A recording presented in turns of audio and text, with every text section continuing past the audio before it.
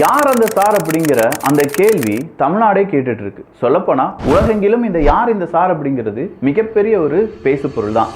அப்படிப்பட்ட யார் இந்த சாருக்கு விடை கொடுக்கக்கூடிய ஒரே மனுஷன் யார் அப்படின்னு பார்த்தா அந்த காம வெறி பிடிச்ச ஞானசேகரன் தான்.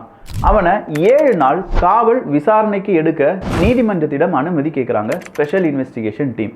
நீதிமன்றமும் ஒரு 1.5 மணி நேரம் பூட்டி அறையில் ஞானசேகரனிடம் வாக்குமூலம்லாம் வாங்கி 7 நாள் போலீஸ் காவலில் எடுத்து நீங்கள் விசாரிக்கலாம் அப்படிங்கிற அனுமதியும் கொடுக்கப்படுது.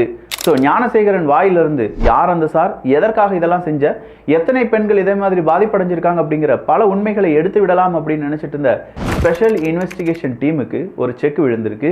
வேறு எதுவுமே இல்லை. விசாரணையின் போது ஞானசேகரனுக்கு வலிப்பு வந்துருச்சான்.